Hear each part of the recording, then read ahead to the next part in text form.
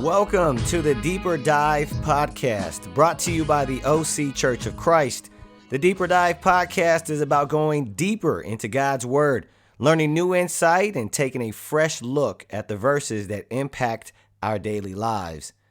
A pandemic, mask mandates, earthquakes, potential conflict in Russia, environmental disasters, inflation. Could these be the end times? Is that what the book of Revelation was prophesying about 2,000 years ago? What is God's message through Revelation? Today, we are starting a new episode series with Gordon Ferguson called Revelation Revealed. For decades, Gordon has been a sought-after speaker and Bible teacher. He has authored and contributed to over dozens of books. He has served as a teacher, elder, and evangelist, and is directed and taught at several international ministry training academies and has a teaching ministry website at gordonferguson.org. In this new series, Gordon examines the symbols, reveals the overarching themes, and shows how the early Christians understood the book of Revelation. Most importantly, he will help us relate to how Christians should respond to Revelation today. So get your scuba gear and let's dive deep into God's Word. Here is Gordon Ferguson. Hello to my friends in Orange County. Teresa and I were blessed to live among you for 2 years back in 2013 and 2014, and we came to love the area very quickly and certainly came to love the church a great deal. We made many friends there.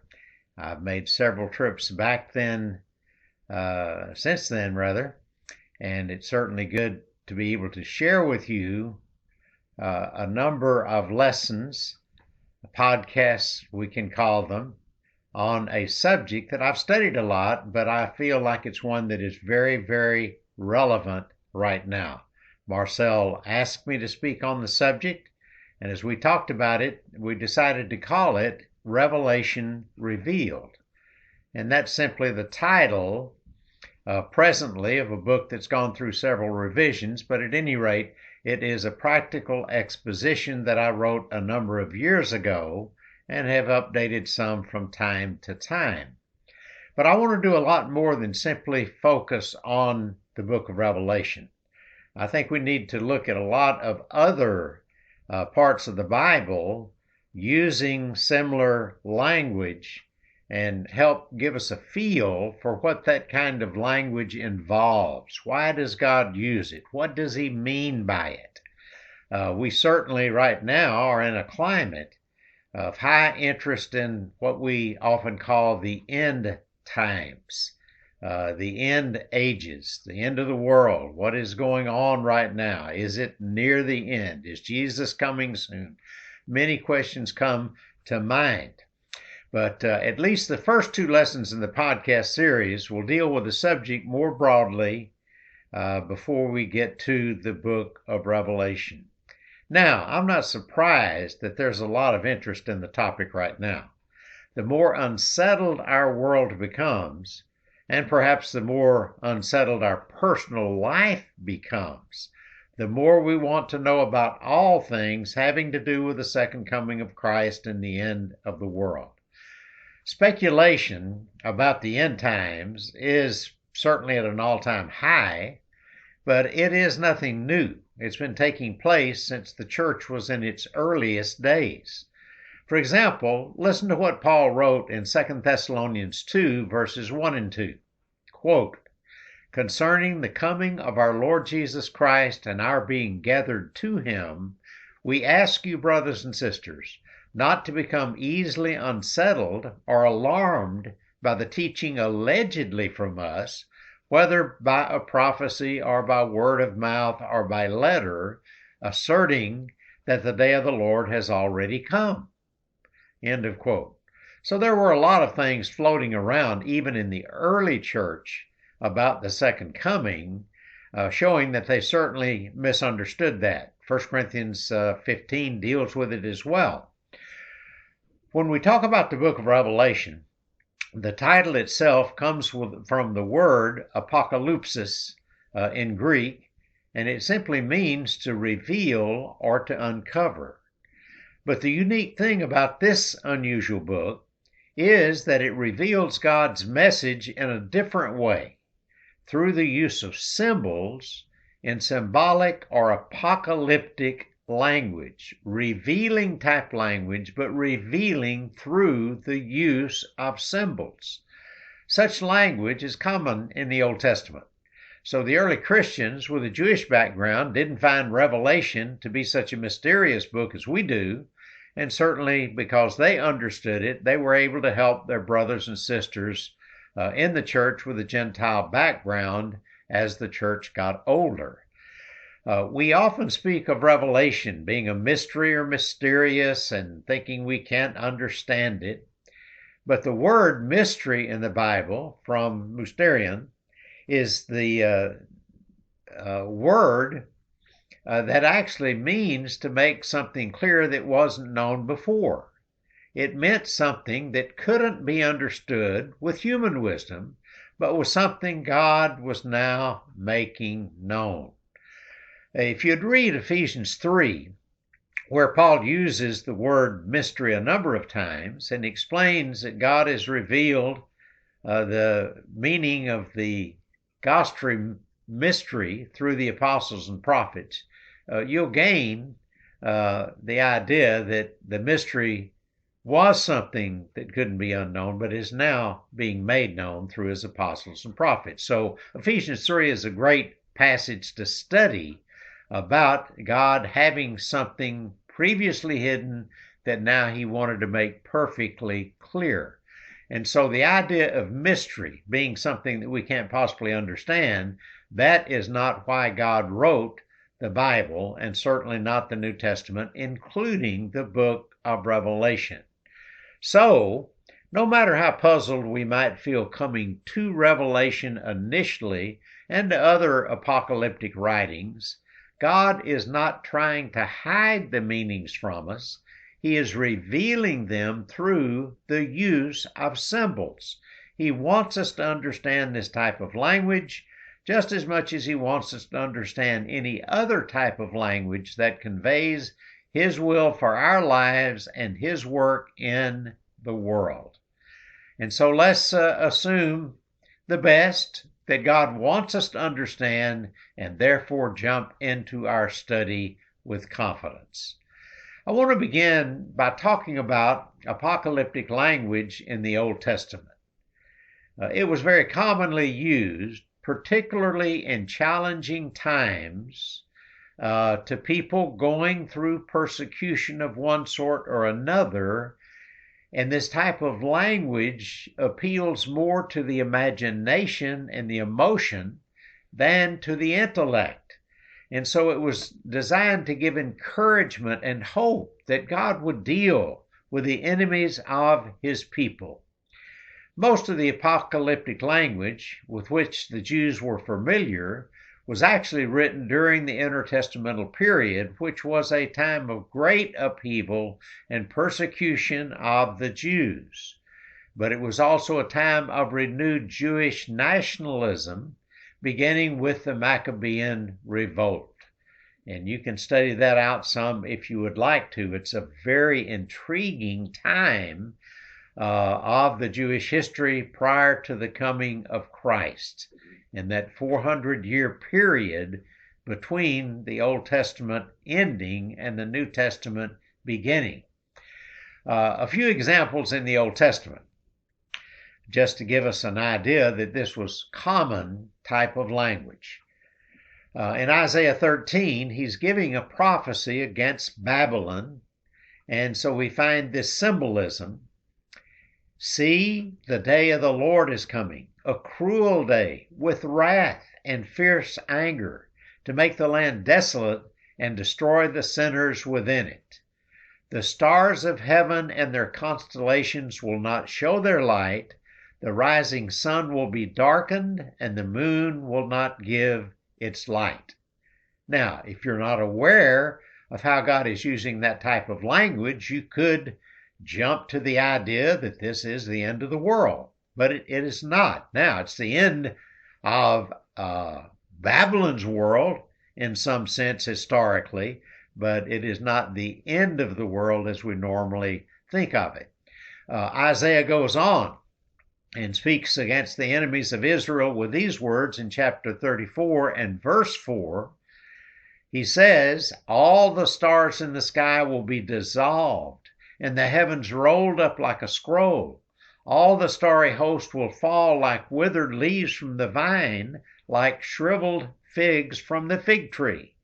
Now, when you talk about the stars in the sky being dissolved and the heavens rolled up like a scroll, you begin to think that has to be the end of the world. Well, it certainly doesn't and isn't when you study Isaiah 34 in its context. It's just what we call this apocalyptic type symbolic language.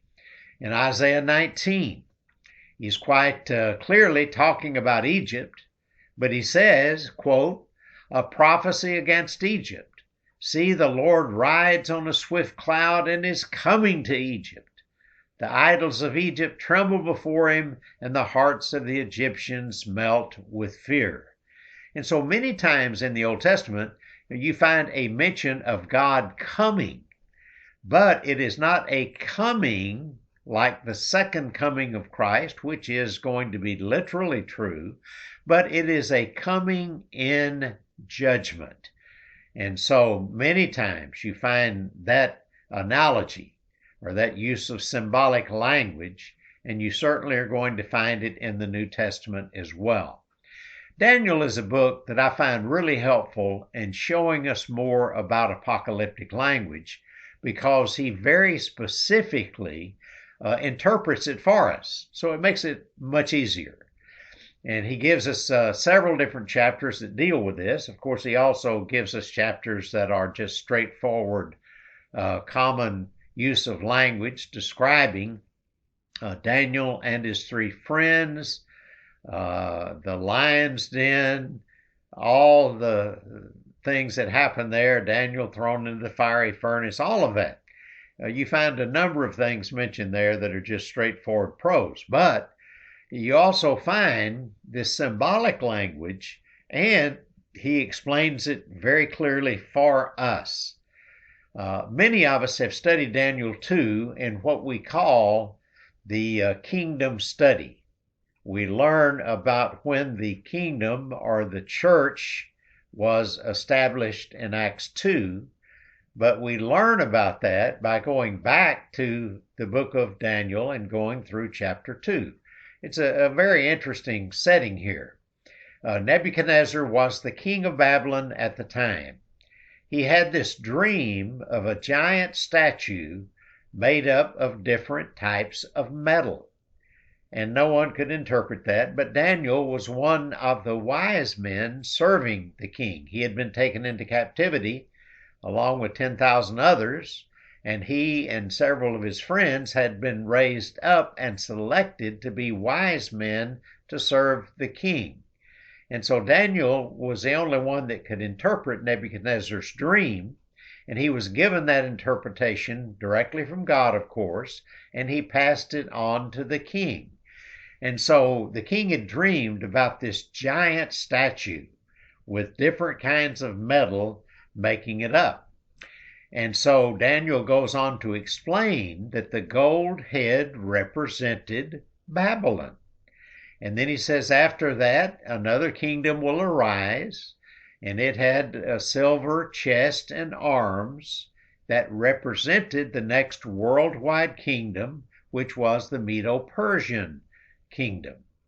And then after that, historically, you're going to have the kingdom of Greece, and that one was represented by a bronze belly and thighs.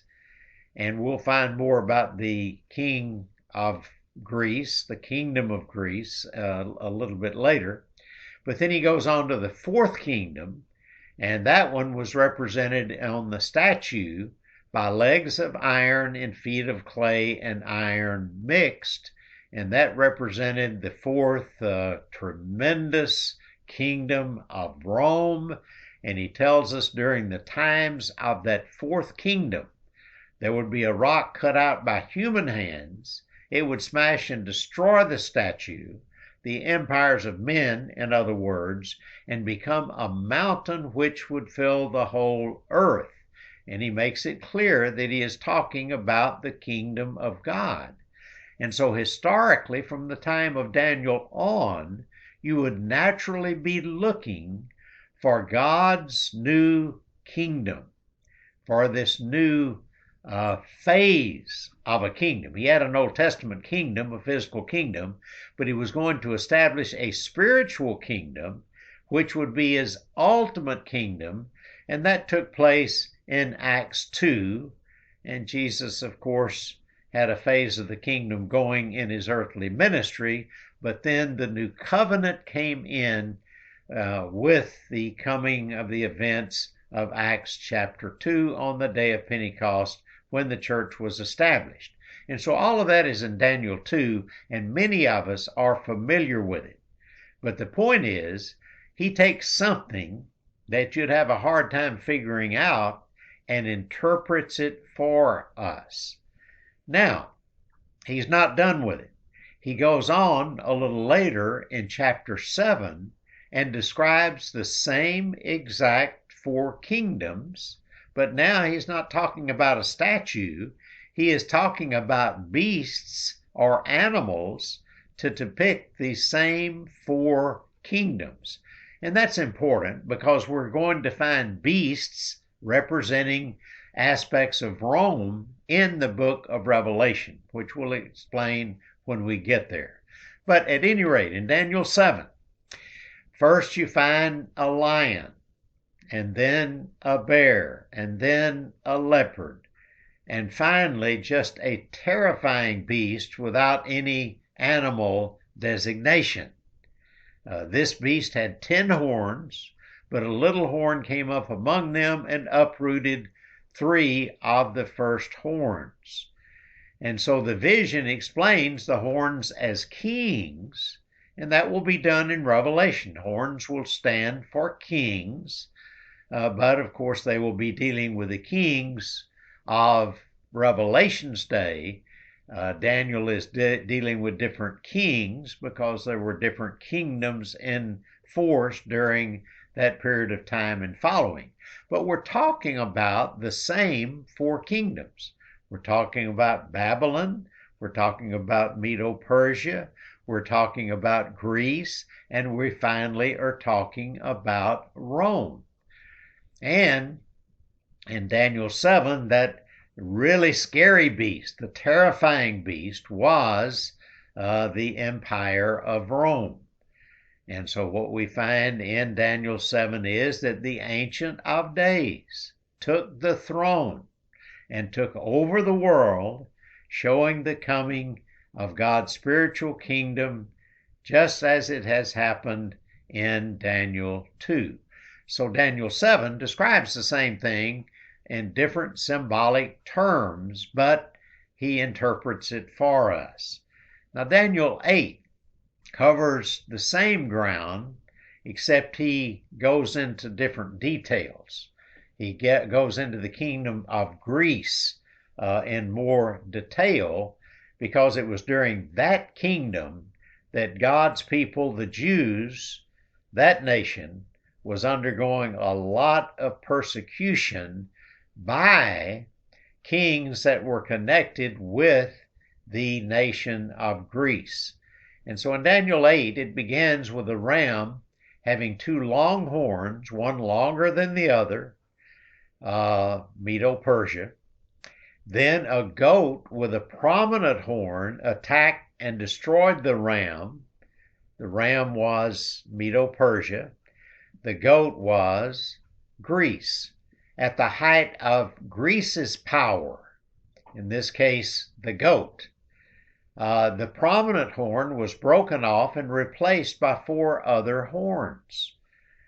Out of those, one came another horn that persecuted the people of God in unique ways.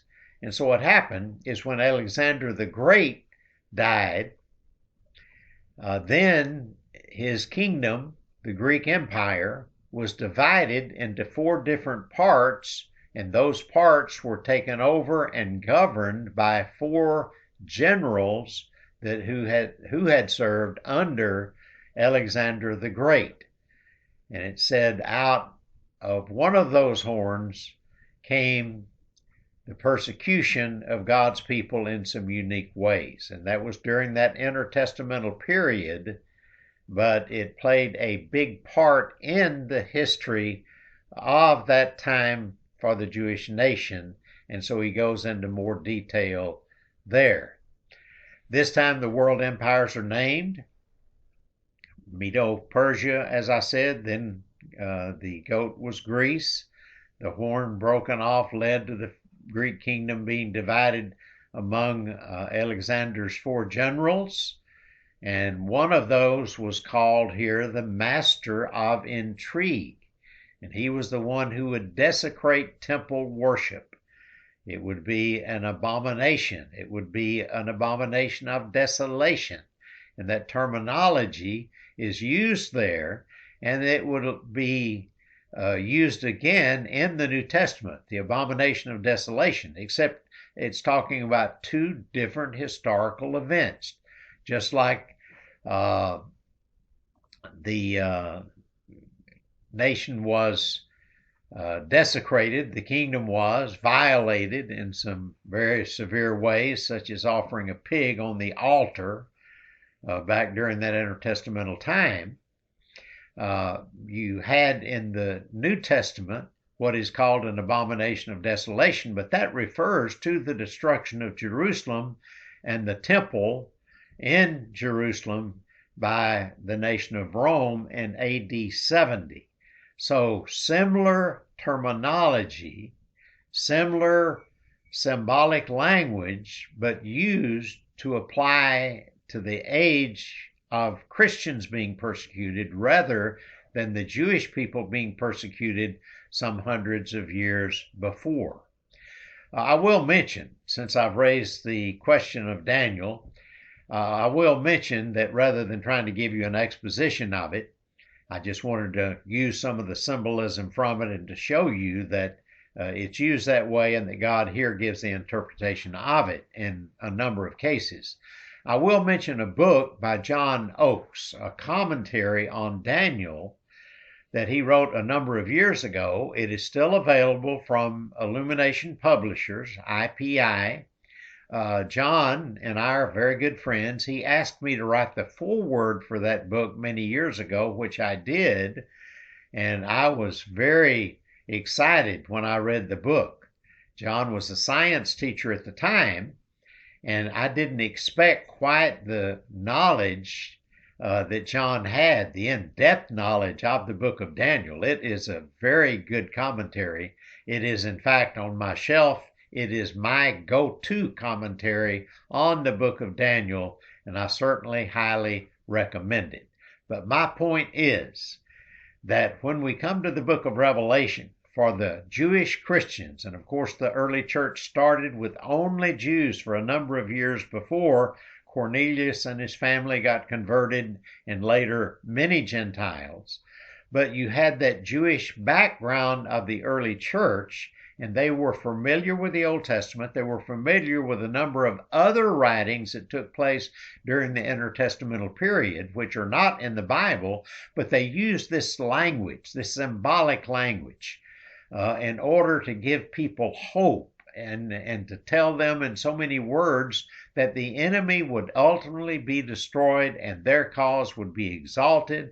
And that is the overall message of apocalyptic type language among God's people, Old Testament or New. Now, what I want to do is come to apocalyptic language in the New Testament. We'll not have time to quite get through this part today, but we will in our next podcast cover it in more detail.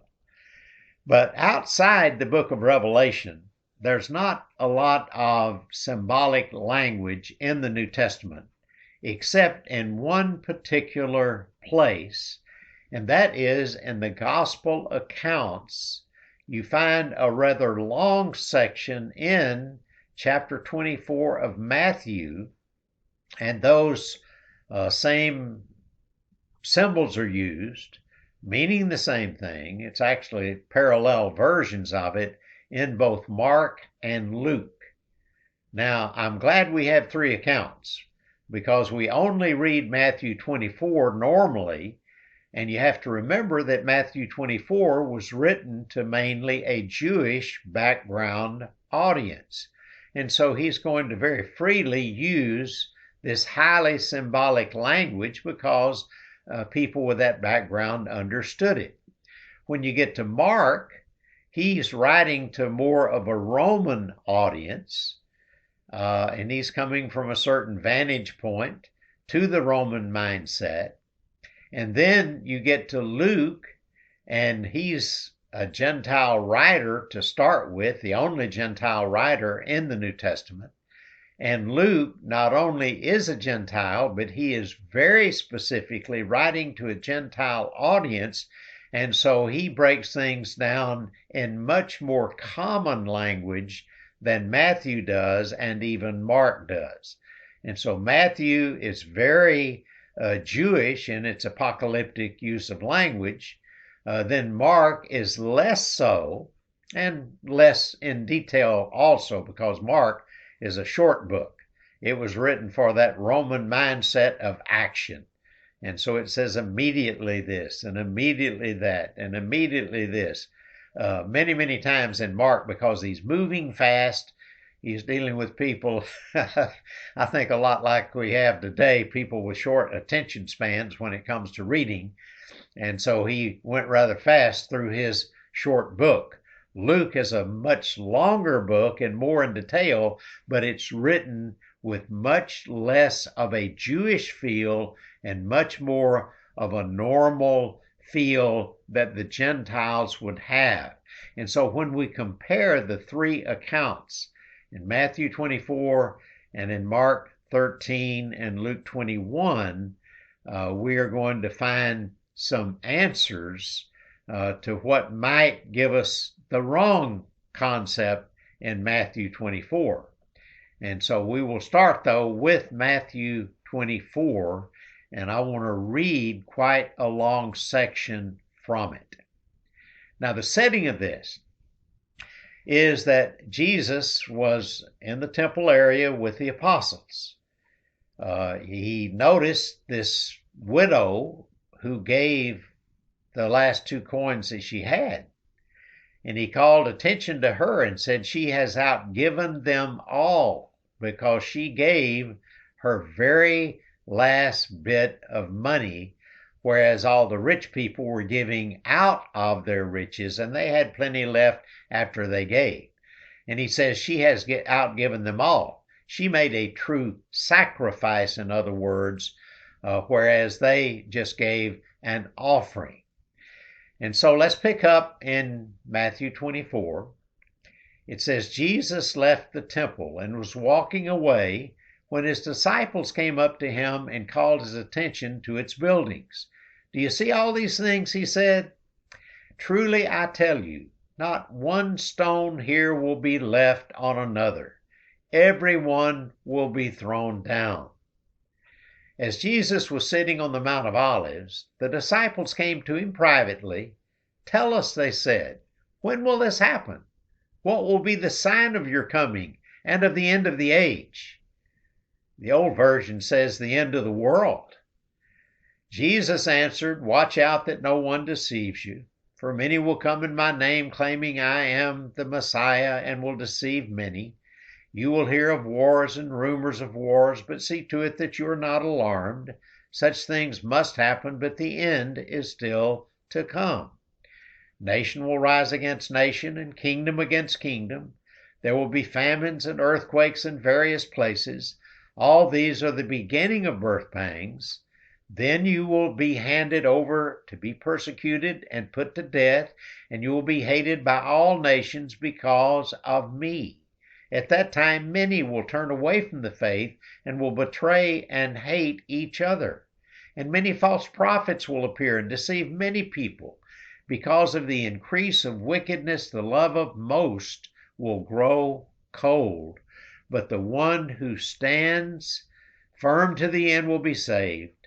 And this gospel of the kingdom will be preached in the whole world as a testimony to all nations, and then the end will come. Now, most of you think this is talking about the end of the world, the second coming of Christ and the end of the world.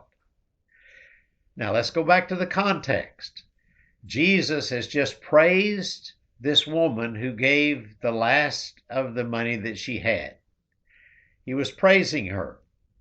And all the rich folks were there giving their money as well, and they gave much more money in actuality, although they didn't make near the sacrifice that she did.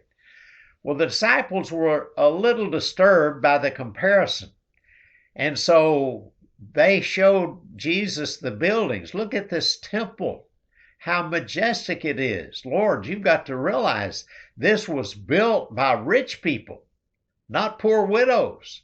This was built by rich people that gave a lot of money.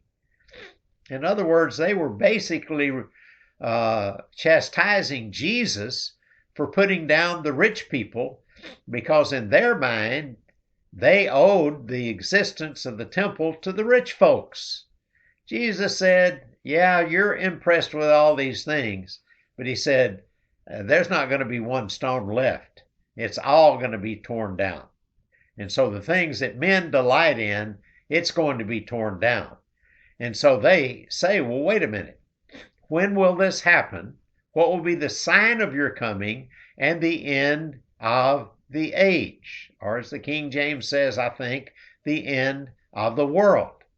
Now, when you read that, unless you've studied this type of language, and especially unless you have studied both Mark's account and Luke's account, you will come to the conclusion that it is the second coming of Christ. And then when we get into some of the other symbolic language down toward the end of the chapter, or at least further into the chapter, you will definitely think that. And so let's pick up where we left off in verse 15. He says, so when you see standing in the holy place the abomination that causes desolation, spoken of through the prophet Daniel, let the reader understand. Then let those who are in Judea flee to the mountains. Let no one on the housetop go down to take anything out of the house. Let no one in the field go back to get their cloak. How dreadful it will be in those days for pregnant women and nursing mothers. Pray that your flight will not take place in winter or on a Sabbath, for there will be great distress, unequal from the beginning of the world until now, and never to be equaled again. If those days had not been cut short, no one would survive, but for the sake of the elect, those days will be shortened. At that time, if anyone says to you, look, here's the Messiah, or there he is, do not believe it. For false messiahs and false prophets will appear and perform these great miracles and wonders to deceive, if possible, even the elect. See, I have told you ahead of time, so if anyone tells you, there he is out in the wilderness, do not go out, or here he is in the inner rooms, do not believe it. For as lightning comes from the east, is visible even in the west, so will be the coming of the Son of Man. Wherever the carcass is, the vultures will gather. Immediately after the distress of those days, the sun will be darkened, the moon will not give its light, the stars will fall from the sky, and the heavenly bodies will be shaken. That reminds us of the phrases that we saw in Isaiah, talking about the downfall of nations of that day. Then he says in verse 30, will appear the sign of the Son of Man in heaven. Then all the peoples of the earth will mourn when they see the Son of Man coming on the clouds of heaven with power and great glory. And he will send his angels with a loud trumpet call, and they will gather his elect from the four winds, from one end of the heavens to the other. Now learn this lesson from the fig tree. As soon as its twigs get tender and its leaves come out, you know that summer is near. Even so, when you see all these things, you know that it is near, right at the door. Truly I tell you, this generation will certainly not pass away until all these things have happened. Now that's pretty confusing, right? If you haven't studied it, it's pretty confusing because you start off with Jesus or them asking Jesus about his coming and the end of the age. So you think that's the end of the world. And then he goes on down and talks about the gospel being preached and all of the things that are going to take place. He talks about the abomination of desolation and goes back to Daniel for that terminology. And then he says, don't let anyone go into the house to collect anything. He talks about taking a flight, and that's not a plane flight, obviously, but taking flight out of Jerusalem. And he says, pray it won't be on the winter time or in the winter time or on a Sabbath day. And so he talks about all of this occurring, but then he adds in the stars falling from the sky and the heavenly bodies shaken and all of that and the sign of the Son of Man in heaven. And then he uses terminology that does sound like the end of time. But certain parts of this can't be the end of time. I mean, when Jesus comes, nobody's going to run back into the house to grab his cloak. There's not going to be any flight out of Jerusalem. So whatever he's talking about here, he is not talking about the end of the world as we know of it. Even the question of the apostles, what about the sign of your coming and the end of the age? They didn't even think at that point that Jesus was going to die. When he talked about dying and being resurrected from the dead, they had not a clue of what he was talking about. They didn't have the concept that they later would have about the second coming of Christ and the end of the world as we actually know it will occur literally. They couldn't have been asking a question about that. They had very little understanding of even Jesus' death and resurrection. And the idea of taking flight out of Jerusalem and praying it wouldn't be in the winter or on a Sabbath day, that couldn't refer to the second coming of Christ. When that happens, it's done. I mean, the rest of the passages that deal with that very directly make it clear that that is done. And so this is just symbolic language. So what is he talking about? When he talks about the coming of Christ and the end of the age, what is he talking about? He's talking about the destruction of the temple and Jerusalem in AD 70. That's what he's talking about. The entire section that we have read, in spite of the questions that we misunderstand, they were asking about simply, when is this temple going to be destroyed and one stone not left on the other? That's what Jesus just got through saying. And so all he is talking about is the end of the Jewish age, which is marked by the destruction of Jerusalem and the destruction of the temple. That was the final last straw, ending the old covenant, the Jewish age. But he says in verse 34, truly I tell you, this generation will certainly not pass away until all these things have happened. All of them. And he spoke this in about AD 30. The destruction of Jerusalem happened a generation away, 40 years away in AD 70 at the hands of the Roman army. And in our next podcast, we will get into the other accounts. We will get into Mark's account and then Luke's account, and we'll even add another section that covers the same exact description in Luke 17. And I think it will be clear by the end of this that we are not talking about the end of the world as we know it and as other passages like 1 Corinthians 15 describe it, We are talking about the end of the Jewish age and Jesus coming in judgment against Jerusalem and destroying the temple and all of that through the hands of the Roman army. And so we will deal with this more in detail. Hopefully we have gotten your appetite whetted to deal in dig into this rather more deeply. I have an article on my website that I'll refer to that deals with Matthew 24 and the parallels, but I think it's important for us to understand that even in the New Testament, prior to Revelation, we have some apocalyptic or symbolic language, and if we can get some help with that, then when we approach Revelation, it will be a lot less mysterious, and we'll have some preparation for what is to come there.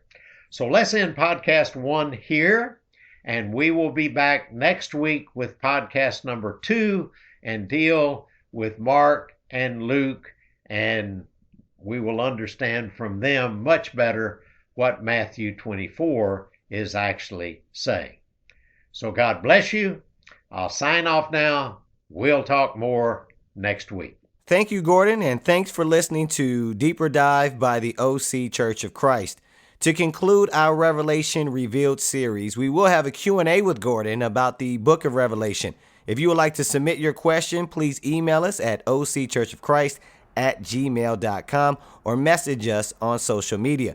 If you want to get connected to us or want to donate to the program, go to our website, occhurchofchrist.com, or through social media at the OC Church. Join us next time for our next Deeper Dive.